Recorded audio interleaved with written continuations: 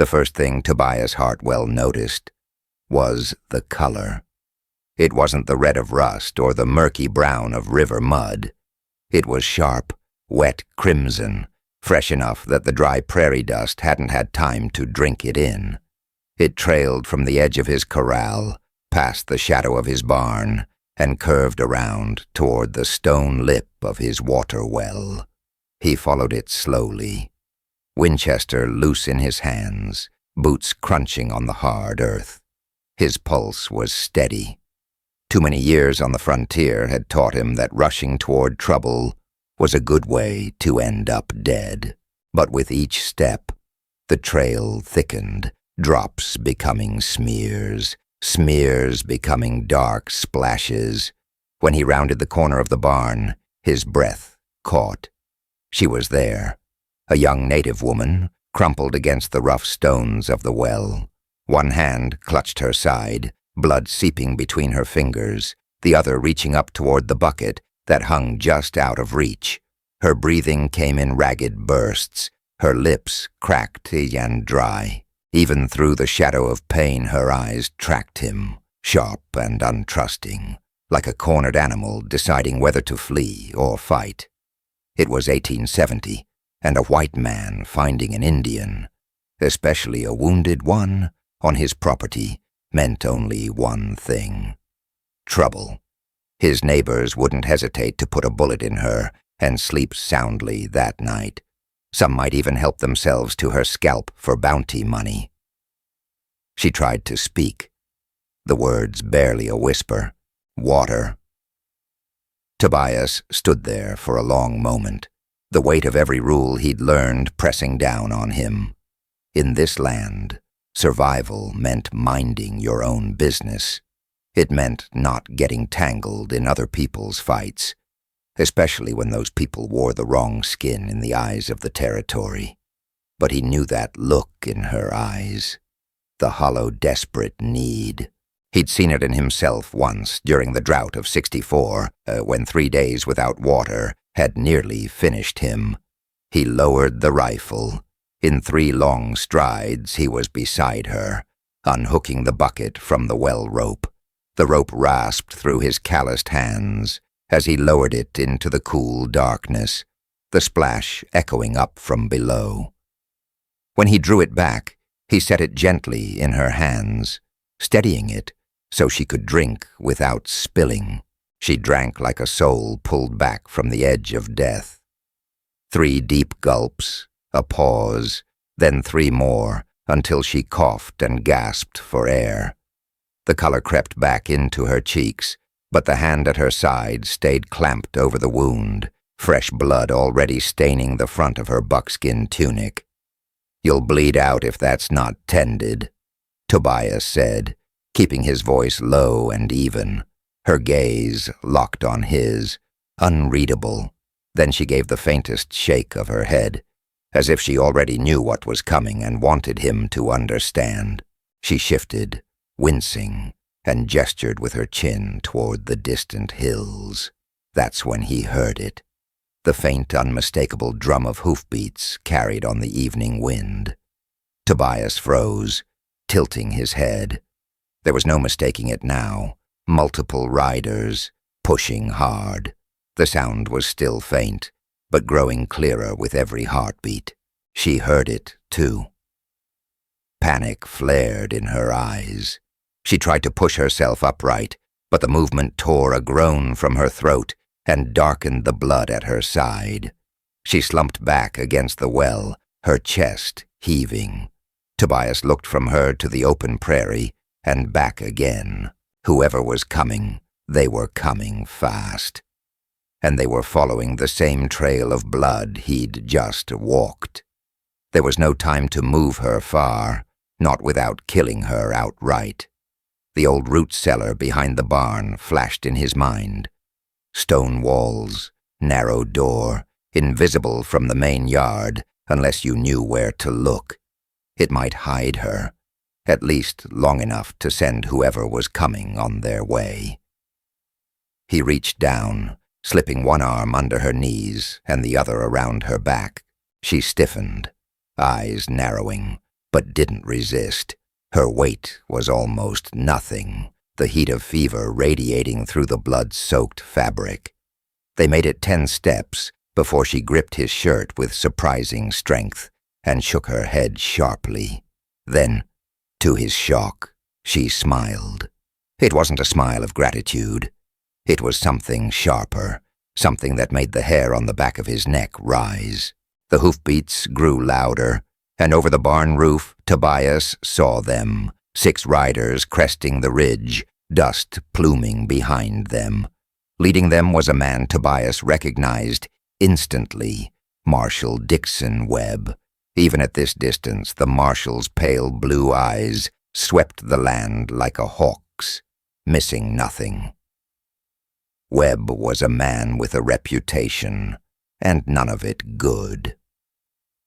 In saloons from Abilene to Santa Fe, folks said he collected scalps under the guise of justice and had never brought a native prisoner in alive. Tobias lowered the woman to the ground beside the barn, out of sight from the well. "Stay quiet," he murmured. Then he stepped into the open, cradling the rifle loosely in his arms, as Webb reined in his horse a mere 10 feet away. "Afternoon, Hartwell," Webb drawled, his voice slow and lazy, but carrying the weight of command. "We're tracking a wounded Indian. Blood trail runs right to your place." Tobias let the silence stretch a heartbeat too long. "Ain't seen any Indians," he said at last. "Been working the south fence all day." Webb's gaze drifted past him, catching on the dark stains in the dirt by the well. He dismounted with deliberate slowness, the leather of his gun belt creaking. "That's so? 'Cause that looks like fresh blood to me. And unless you've taken to butchering cattle beside your drinking water, I'd say someone's been here recently." Behind the barn wall, Tobias could feel the woman's presence like a live coal. Too close, too fragile, too easy to snuff out if Webb rounded the corner. The marshal took 3 slow steps forward, his hand now resting on the butt of his pistol. "You know the penalty for harboring an Indian fugitive?" Tobias didn't move. "Can't harbor what ain't here." Webb's eyes narrowed, reading him the way a gambler reads the table. For a moment neither man moved, the air thick with the smell of horse sweat and dust. And then, from behind the barn, the woman spoke. Not in English, but in her own language, the words spilling like low music, strong, clear, and deliberate, despite the pain. Whatever she said stopped Webb cold. His face blanched, his jaw working. The hand on his pistol fell away as he stared past Tobias, his expression shifting from suspicion to something Tobias had never seen in those pale eyes before. Fear. For a moment, all Tobias could hear was the creak of Webb's saddle leather and the faint rasp of his own breathing. The marshal's pale eyes weren't on him anymore. They were fixed on the shadow behind the barn where she lay. "You—" Webb's voice came out hoarse, as if the word had been torn from somewhere deep. "You're her." Tobias's grip on the Winchester tightened, though he kept it low, not wanting to give the rest of the posse a reason to twitch. "You know her?" Webb's gaze flicked to him, the fear already hardening into something colder. Calculation. Enough to know she's worth more dead than alive. Behind Tobias, the woman shifted, pressing a bloody palm to the barn wall to lever herself upright. Her dark eyes locked on Webb, unflinching. When she spoke again, it was in perfect English, the syllables measured and sharp. "Tell him who I am, Marshal. Tell him why you ride so hard to find me." The posse stirred uneasily, horses sidestepping, as if they could feel the sudden drop in temperature between the 3 of them. Webb's jaw worked, but no words came. The woman didn't wait. "My name is Nantane, daughter of Chief Takakota of the Northern Apache. My father signed the peace at Fort Richardson. the treaty your own men swore to honor. A ripple went through Webb's riders. Even the youngest deputy, barely more than a boy, straightened in his saddle. Everyone in the territory knew the name Takakota. The old chief's signature on that treaty had ended 3 years of raids and reprisal killings. Settlers and tribes alike had buried their dead and stopped counting. Tobias felt the ground shift beneath this conversation.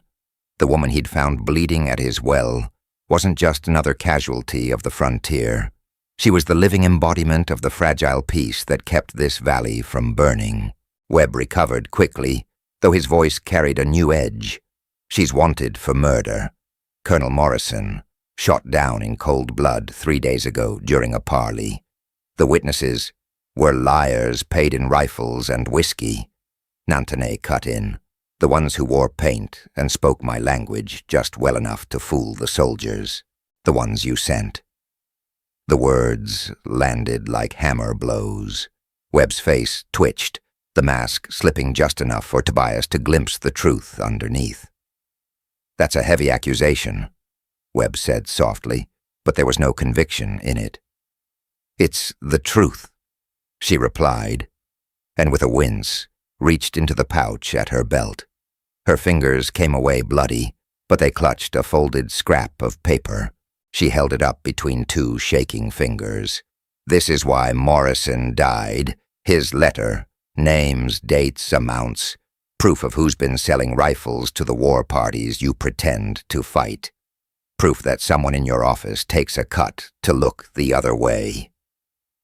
The youngest deputy's head snapped toward Webb. "Marshal." Webb didn't answer. He just stared at the letter, as though it were a rattler coiled to strike. Tobias felt the hair rise on his neck.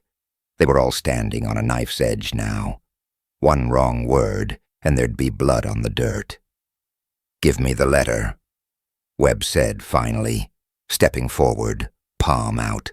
Nantanai's lip curled. "So you can burn it." "No."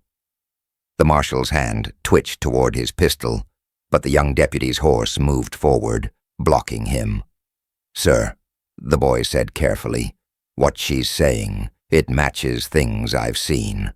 Rifles gone missing, reports that didn't line up." "You calling me a liar, Bradley?" "I'm saying—" The boy swallowed hard. "I'm saying I ain't sure anymore."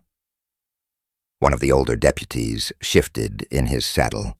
"Marshal, I seen some of them raiders selling pelts in Dodge with brand new Springfield rifles. Didn't look like no starving bandits to me." The air thickened. Tobias could almost hear the split running through Webb's posse, like dry timber ready to crack. Webb's voice dropped to a hiss. "You boys forget who you ride for?" Bradley's eyes didn't waver, starting to wonder.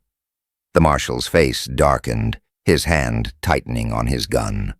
Tobias adjusted his stance, bringing the Winchester up just enough to make the message clear. That's when Nantanay moved again, not toward her weapon, but lifting her chin toward the empty horizon beyond the barn. Her lips began to shape words in a language Tobias didn't know, low and rhythmic, carrying on the wind like something older than the dirt under their boots. Webb froze. "Don't—" The sound was haunting, a melody that seemed to come from somewhere deeper than her chest, as if the land itself were lending her its voice. Even the horses shifted uneasily, ears flicking toward the sound, and then faint but unmistakable, Tobias heard it. Hoofbeats. Not 6 this time, not even a dozen. Many. The deputies looked around sharply. Webb's head whipped toward the horizon, his eyes narrowing. "What did you just do?" he snapped. Nantanay's lips curved in a faint smile. "I told my people I was still alive." The sound of the riders grew, a distant thunder building with each breath. The dust rose in a thin line against the sun, resolving into a wide front of horsemen, moving in perfect formation. Tobias saw Webb's jaw tighten, his fingers twitching on the pistol grip. "You just brought a war to this ranch, Hartwell," he said, his voice low and dangerous. "I didn't bring anything," Tobias said, meeting his gaze. "I gave water to a dying woman. You're the one pointed a gun at her." The first riders crested the far rise. Not settlers, not soldiers. Apache, 50 of them, painted and armed, but riding with a strange, deliberate calm. At their head, a tall, silver-haired man whose bearing made the space around him feel heavier. Nantane's voice carried easily over the growing thunder. "My father comes." The war party fanned out, forming a broad circle around the ranch, close enough now that Tobias could see the designs on their shields, the beadwork in their rifle slings. Yet no one reached for a weapon. The silver-haired leader dismounted, walking with unhurried steps toward the well where his daughter leaned. Every Apache eye in that circle tracked him, and every deputy in Webb's posse sat frozen in their saddles. Webb's voice was barely a whisper. "God help us all." And Tobias, watching the two approach each other, knew the real fight hadn't even started yet. The Apache chief stopped 3 paces from the well. The silence that followed was so deep, Tobias could hear the wind sighing through the cottonwoods by the creek. His presence filled the yard, not with noise, not with motion, but with the kind of quiet that makes men stand straighter without realizing why. Nantane pushed herself upright, wincing, but her eyes never left his. "Father," she said softly. He answered in their language, the words quick and clipped, his weathered hands already inspecting the wound at her side. When he looked back at Tobias, his dark gaze was neither grateful nor hostile, simply measuring, as if deciding what kind of man stood before him. "You are Hartwell," the chief said in perfect English, "the rancher who gave my daughter water." "That's right," Tobias said evenly. "You know what that means?" "I know it's likely to put me in the ground before the week's out," Tobias said, because the truth seemed to be the only currency worth spending now. The chief's eyes narrowed, a flicker of something like respect in them. But before he could speak again, Webb pushed forward. "This is all real touching," the marshal said, voice oily, "but your daughter's wanted for murder. Colonel Morrison's death was not by my hand." Nantane cut in, her voice carrying across the yard. The chief turned to her, listening. She stepped toward the assembled men, one hand pressed to her side, and began to speak, not to her father alone, but to everyone within earshot. 3 days ago, she said, she'd met Morrison under a white flag to discuss extending the treaty south, to cover tribes not yet protected. But instead of the colonel's escort, a war band painted in Apache colors had appeared. They spoke her language well enough to shout curses and threats as they opened fire. Morrison had been shot in the back before she could even reach him. "They were not our people," she said, her eyes sweeping the line of deputies. "They were men paid to kill him and blame me, to end the peace so the profiteers could sell more rifles, more bullets, more whiskey." Webb gave a short, scornful laugh. "That's a fine story. Pity no one will believe it." Her gaze snapped to him. "They will, because I have this." She drew the folded, blood-stained letter from her pouch again and held it high. "Colonel Morrison wrote this the night before he died. It names the men behind the gun running, dates, payments, even someone in the marshal's office who took bribes to look away." A ripple of unease passed through Webb's riders. The youngest deputy, Bradley, shifted in his saddle. "Marshal, is that true?" "Keep your mouth shut," Webb barked. But another deputy spoke, older, with deep lines at the corners of his eyes. "I've wondered, ever since them Springfield rifles turned up in the hands of men who shouldn't have had 'em." Webb's head swiveled toward him, eyes like ice picks. "You accusing me, Cooper? I'm saying I've seen enough to know something stinks." The space between them grew heavy. Hands drifted toward gun belts. Horses stamped nervously. Tobias kept the Winchester angled down but ready, his thumb brushing the hammer. Webb took a slow step toward Nantanay, palm out. "Give me the letter, now." She didn't move. "So you can burn it." "No." The marshal's jaw bunched. Last chance. Before anyone could blink, Bradley's horse stepped between them. The boy's hand hovered just above his revolver. "Sir, maybe we ought to hear her out." Webb stared at him like he'd just grown horns. "You forget who gave you that badge?" Bradley's voice was steady, though Tobias could see the pulse beating fast in his neck, starting to think I took it from the wrong man. That did it. The rest of the deputies were looking between each other now, weighing their chances. They'd followed Webb for years, but this smelled like the wrong side of a noose. Webb must have read it too, because his tone changed, going low and dangerous. "You boys think this princess of the Apache is gonna tell you the truth? She's playing you. She's got you thinking she's the victim here." Nantanay took a step forward, her voice cutting through his like a knife. "Tell them, Webb. Tell them you were there. Tell them who paid you to bring my head back, instead of the truth." For the first time since he'd ridden in, Webb didn't have a quick answer. His eyes darted, calculating, looking for an exit that didn't involve gunfire. The chief broke the silence. "Marshal Webb, my daughter carries proof enough to hang men in your government. If you kill her now, you only confirm her story." Webb's mouth twisted, "And if I let her live, I sign my own death warrant." The chief inclined his head. "Perhaps." The wind shifted, carrying with it the scent of horses, not the Apache mounts surrounding the ranch, but others farther off.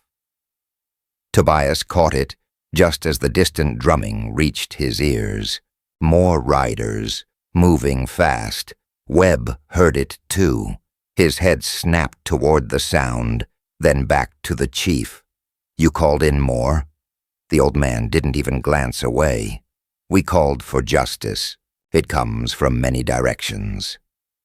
The dust plume on the horizon thickened, and soon the glint of sunlight on tin stars was visible. Federal marshals, Tobias could tell by the cut of their coats. For a heartbeat, no one moved. Webb's fingers flexed near his revolver, then stilled. His own deputies were no longer a wall between him and the Apache. They were a fence closing around him. The chief turned back to Tobias, his voice carrying for all to hear. "You gave my daughter water when others would have given her a bullet. That choice will be remembered." Before Tobias could answer, the sound of approaching marshals filled the yard, and the fragile balance of the standoff teetered on the edge of whatever was coming next. And in that moment, Tobias knew. The truth had arrived, but whether it would save them or bury them all was about to be decided. The first of the new riders broke through the dust cloud like a figure cut from iron. A tall man in a long duster the color of river clay, the silver star on his chest glinting hard in the sun. He sat his horse with the easy balance of someone who'd spent more years in the saddle than out of it, his eyes sweeping the yard in one slow, deliberate pass.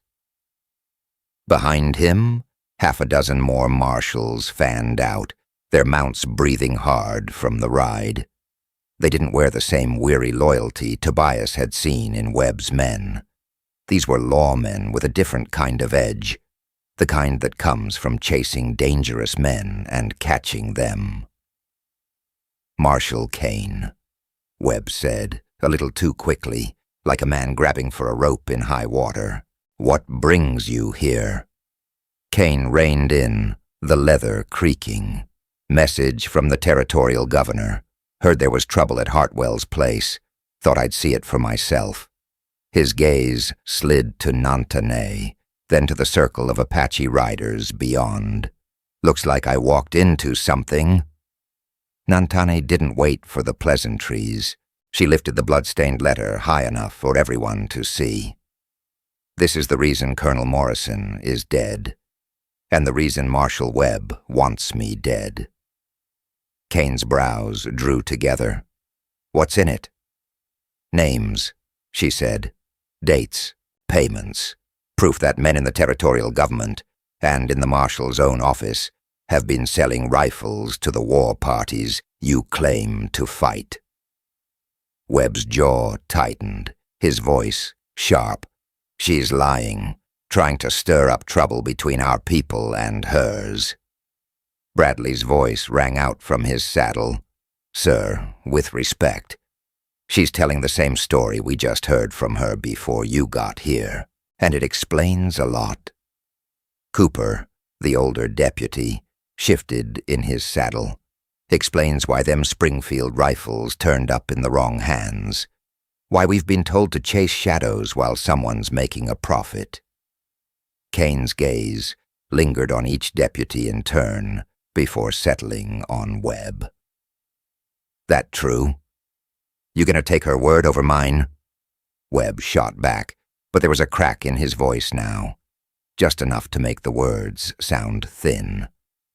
Nantanay stepped forward, her shoulders squared despite the blood soaking her side. "Don't take my word. Read the letter." She held it out. For a moment no one moved. Webb's hand twitched toward his gun, but Kane was already swinging down from his saddle. He crossed the yard with the slow inevitability of a man who didn't need to hurry, because no one was going to stop him. He took the letter from her and unfolded it with care, his eyes scanning the ink. The only sounds were the flap of a loose barn board in the breeze and the restless shift of the horses. When Kane looked up, his face was carved from stone. "This is enough to hang men in Santa Fe. Maybe the capital itself." "That's forgery," Webb said quickly, but even as he spoke, Tobias could see his own men turning on him in their eyes. Kane's tone didn't change. "I know Morrison's hand. I've seen his reports, and I know the names on this list, including yours." The yard went still. Webb's hand hovered near his revolver, then dropped. His mouth worked once, twice, but no sound came. Cooper let out a slow breath. "I'll be damned." Bradley's voice was quiet but steady. "Marshal, how long you been selling us out?" Webb turned on him, face twisting. "You little—" Kane's voice cut across the words like a knife. "Enough. You're under arrest, Webb. You and anyone else who thinks they can make a fortune by keeping this territory at war." Webb took a half step back, his eyes darting toward the gap between two Apache riders. Tobias saw it before it happened, the desperate animal in him deciding to bolt. "Don't," Tobias said, bringing the Winchester up just enough for Webb to see it. For a moment, Webb's pale eyes locked on Tobias's, and the look there wasn't hate so much as acknowledgement. Two men who understood exactly what was about to happen if he twitched wrong. Webb's fingers flexed once, then stilled. Slowly he unbuckled his gun belt and let it fall into the dirt. Kane nodded to his men. "Get him in irons." As two marshals moved forward, Nantanay's father stepped to her side, his weathered hand resting lightly on her shoulder. The gesture was small, but Tobias saw the pride in it. Pride and relief that she was still breathing. Kane tucked the letter into his coat, his eyes flicking to Tobias. "She says you gave her water, knowing it might bring trouble." Tobias shrugged once. "Wasn't about trouble. She was thirsty." Kane studied him for a beat longer, then gave the barest of nods. Sometimes that's the difference between the right man and the wrong one. In the dust beside the barn, Webb's wrists were bound in steel. The man who'd strutted into the yard with a posse at his back now looked smaller somehow, his shoulders hunched, his eyes avoiding every face. But as they turned him toward the waiting horses, his gaze caught Tobias's. There was no plea there, no attempt at last words. Just the cold, hard promise of a man who intended to remember. The promise hung in the air even as Kane's men led him away, the clink of chains mixing with the low murmur of the Apache warriors. And Tobias, watching them ride off toward the setting sun, knew Webb's arrest wasn't the end of this. Not by a long stretch. Somewhere down the trail, the men named in that letter would hear about what had happened here. And men who profit from war don't forgive the ones who take it away from them. The day's heat had already started to drain from the air. Long shadows stretched across the yard, the kind that made a man think about how much darker it could get. And as Tobias turned toward the well where Nantanay leaned, pale but unbowed, he felt the weight of it. The truth was out, but the reckoning had only just begun. The prairie went the color of old coin as evening slid toward night. Marshal Kane folded Morrison's letter once, twice, and tucked it deep inside his duster like a man holstering a loaded truth. "We ride to Cedar Falls," he said. "Statements tonight. Judge rides circuit at dawn. If we miss him, this turns to smoke and rumor." Takakota studied the horizon a beat, then nodded. He chose 10 riders only, no more, for the escort. "A smaller shadow makes fewer enemies," he told Tobias, and the line had the weight of something he'd said after burying sons. They moved as the light bled out. Kane and 2 of his marshals, Webb shackled to a pack horse, Bradley and Cooper riding tight, Tobias on the near flank with Nantanay. She swayed in the saddle, blood a dark flower through her buckskin, but her jaw was set. Her father rode just behind, the 10 Apache spaced like commas in a sentence 30 men long. Cedar Falls announced itself by the clang of the blacksmith and the tinny hopeful piano inside the half-lit saloon. Then the church bell began to toll, slow, deliberate, too many times. Heads turned, doors opened, voices folded into one another until they became a river.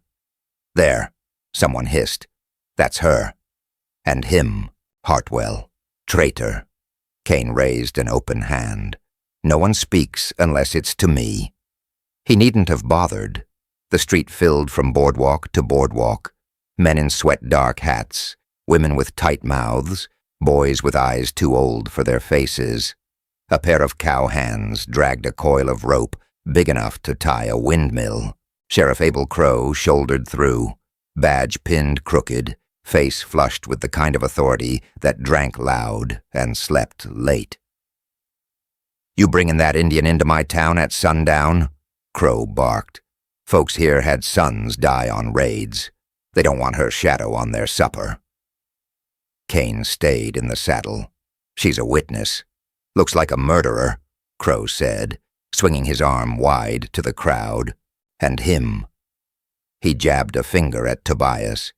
"He gave her drink from a white man's well." A murmur rolled, gathering grit as it came. "Hang the well, traitor. Make an example. Water's for our own." Tobias felt the heat of their breath, the old ache in his left shoulder where a steer had kicked him years ago. He'd expected anger. He hadn't expected how quickly men would volunteer for it. Bradley edged his horse closer. "Sheriff, we're here under federal authority. Federal ain't worth a spit in my street, Crow said, eyes hard. Not when folks are scared. You see that rope? Fear plats fast. A man in a black suit climbed the courthouse steps and unfurled a paper that flashed white under the lamplight.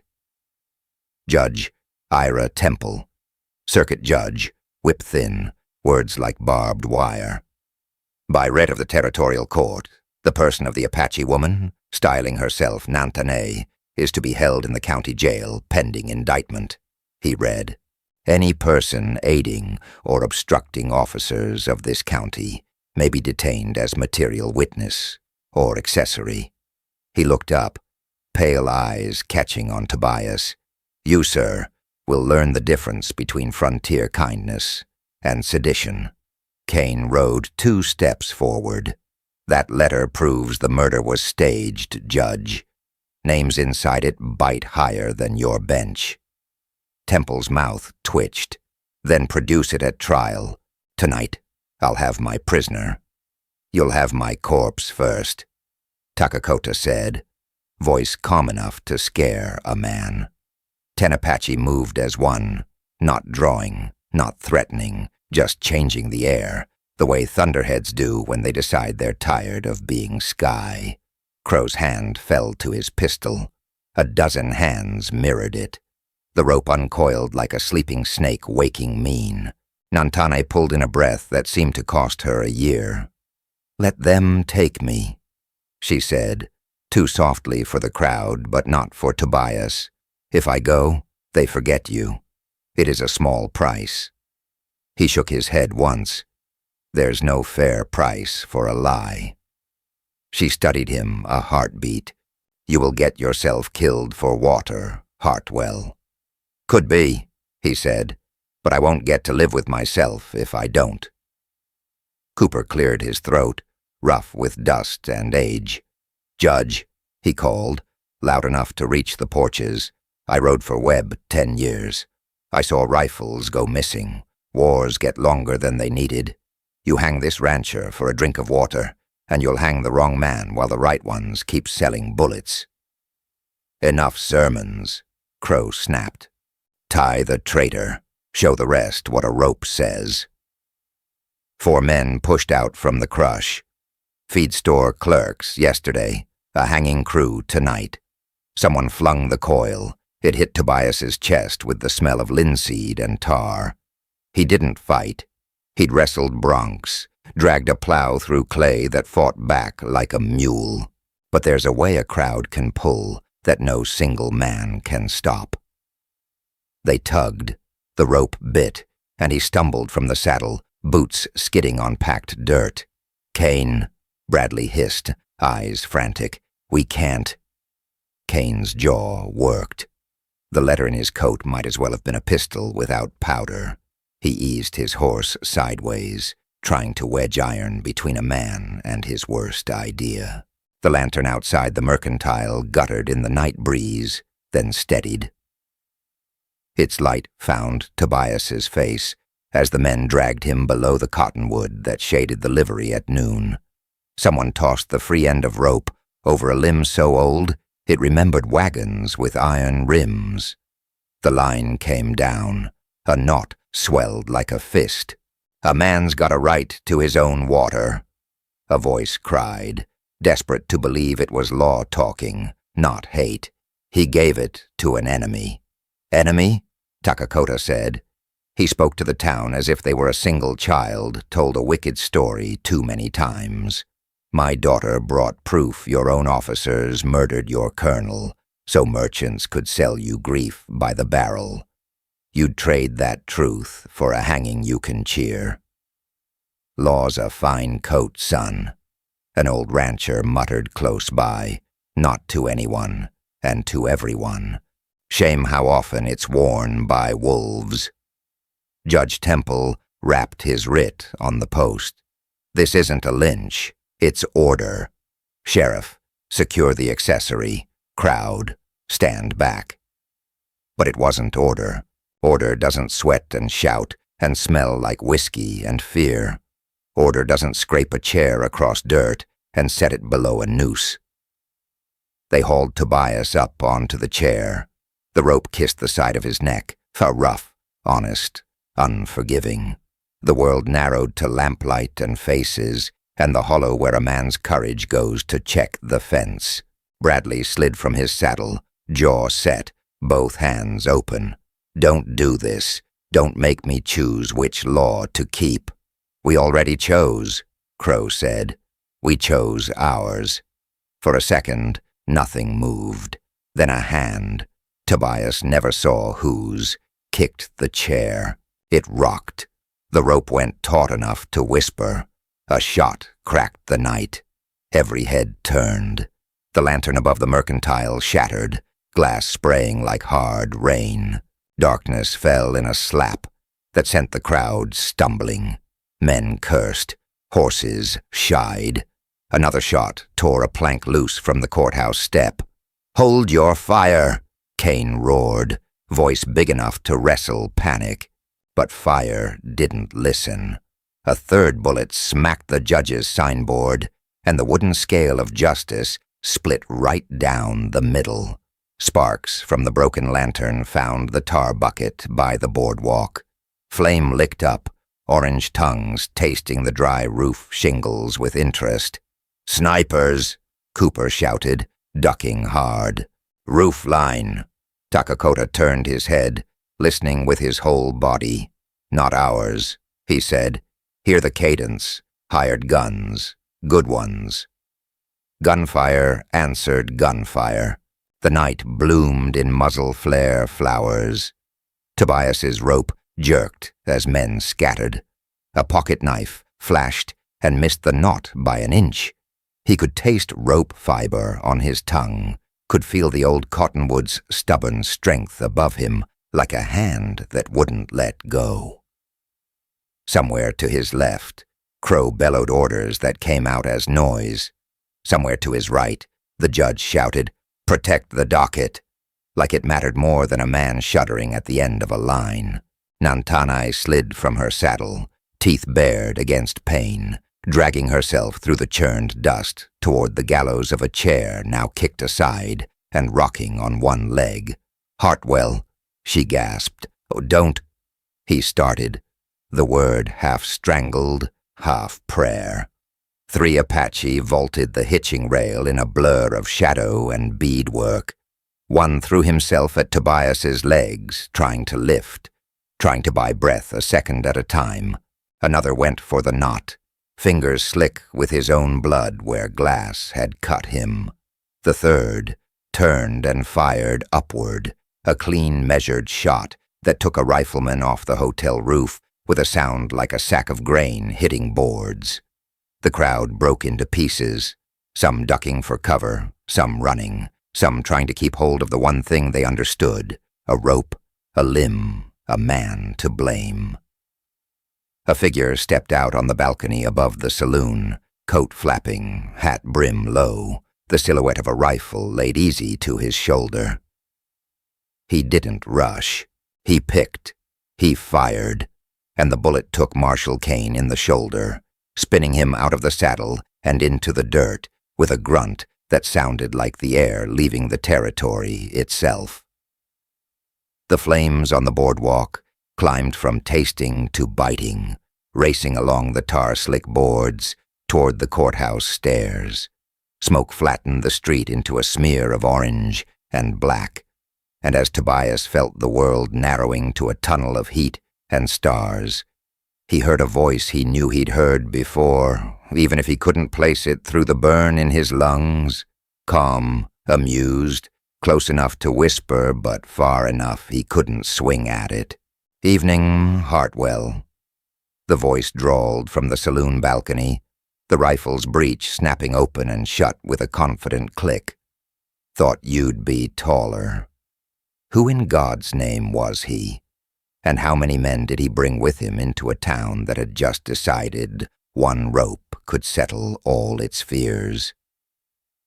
The moon was no more than a thin, cold sliver above the prairie when Tobias first felt the vibration in the earth.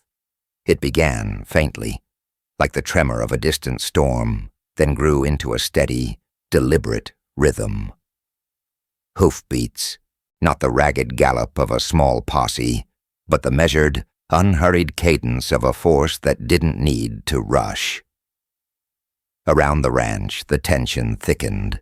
Webb's pistol hand trembled ever so slightly, his eyes narrowing toward the horizon. Bradley shifted in the saddle, his jaw tightening.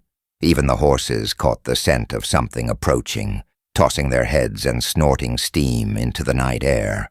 The first shadows appeared over the ridge, silhouettes on horseback, outlined in the dim wash of starlight.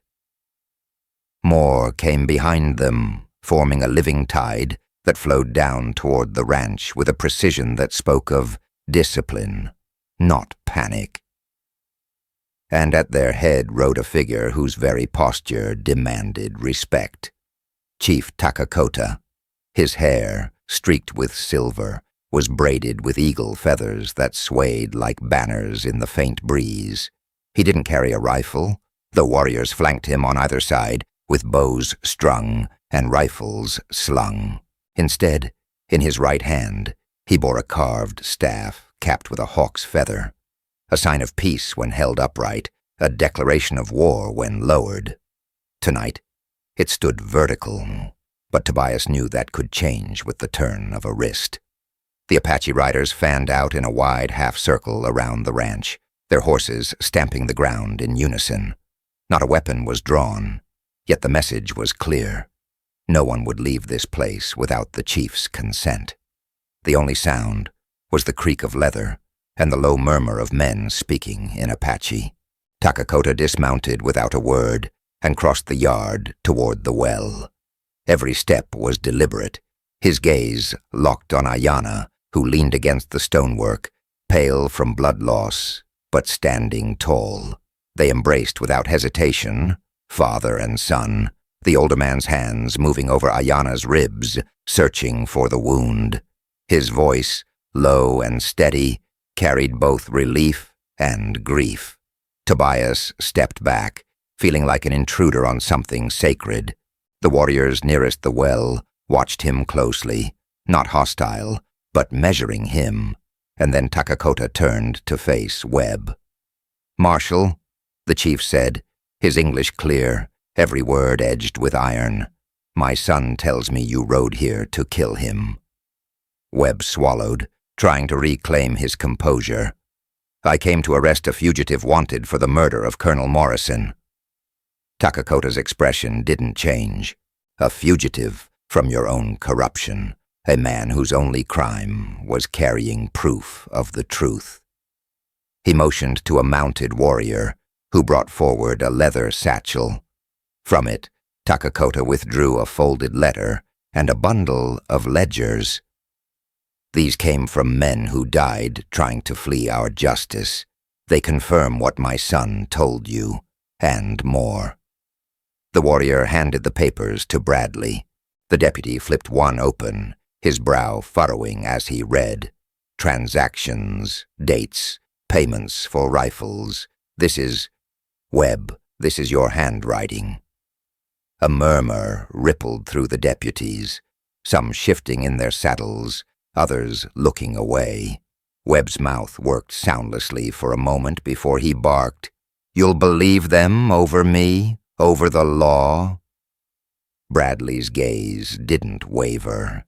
"The law isn't a man, Marshal. It's what's right, and I reckon what's right is standing about 10 feet from you holding that staff." The words seemed to settle like dust on the gathered men.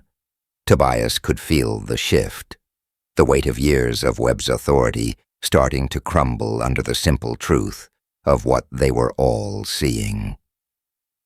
Takakota took one step closer, the hawk feather staff glinting in the faint light. "Marshal Webb, you can leave here in chains, or you can leave in the earth. The choice is yours." Webb's face twisted, his pride warring with the reality of the moment. And then, for the first time since Tobias had known him, the lawman looked small. Tobias didn't move, didn't speak. He just waited, heart pounding, because he knew this wasn't over. Not yet. Somewhere in the air between them all, a single question hung, heavy and dangerous.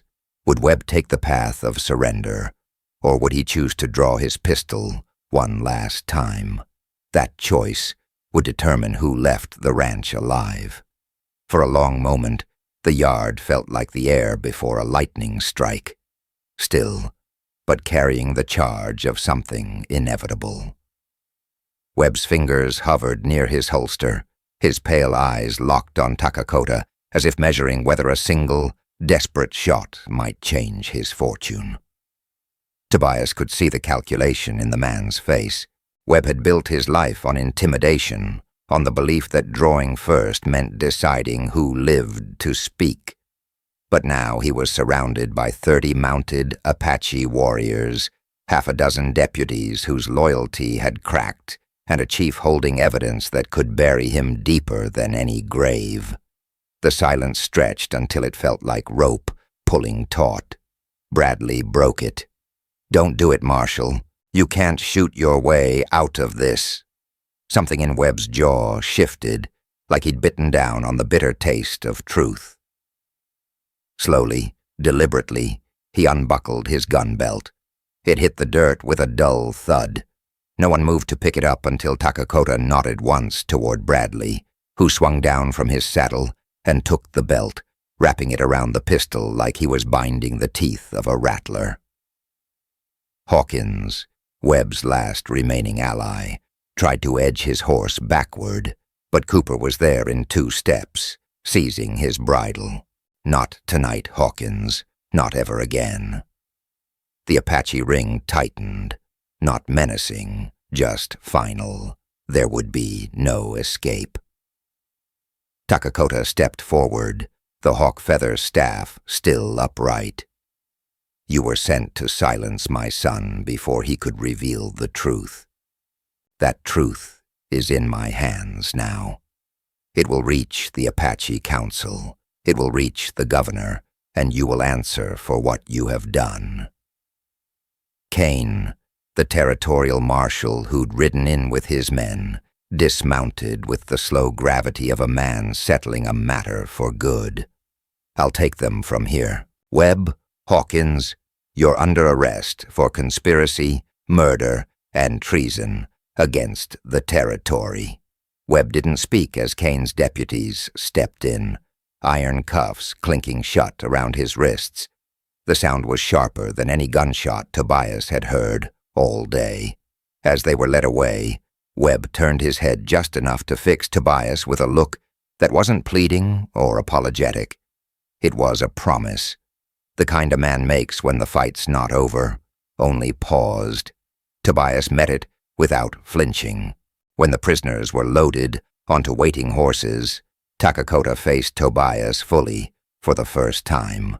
The chief's eyes were dark as a canyon pool, and for a heartbeat, Tobias felt stripped bare under that gaze.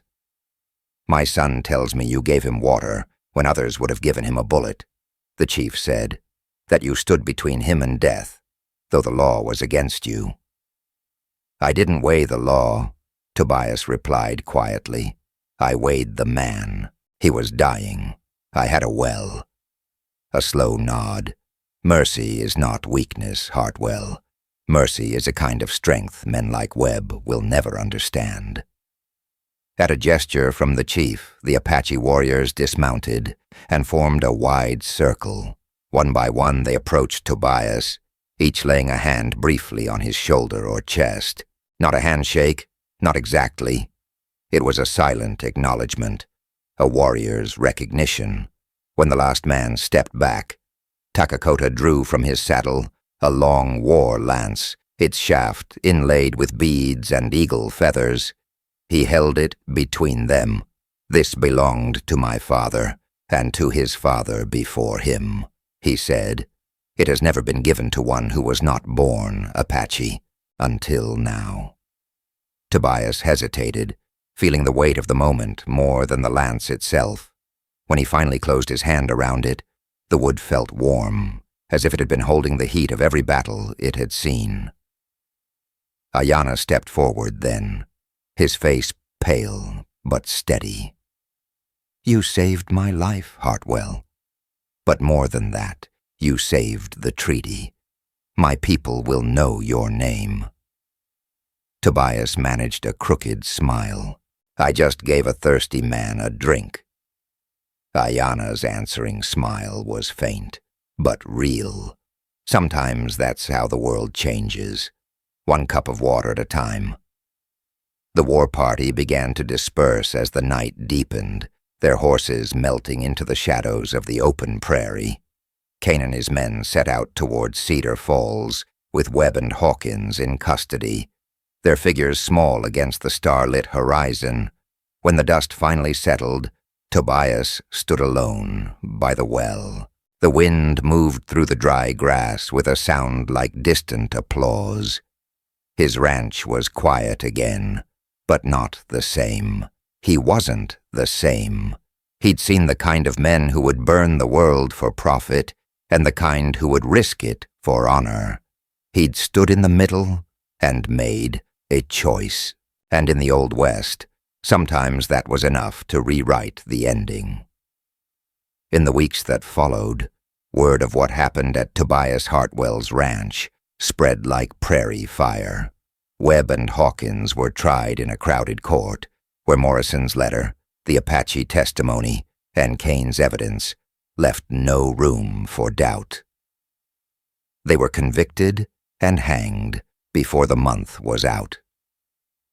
The gun-running network collapsed, its profits drying up like a river in drought. The peace treaty was not only upheld but expanded to include all the southern tribes. And Tobias? He went back to tending cattle, mending fences, and drawing water from the same well where he'd first found Ayanna. But folks looked at him differently now. Some with respect, others with the wariness reserved for men who'd crossed lines and lived to tell it.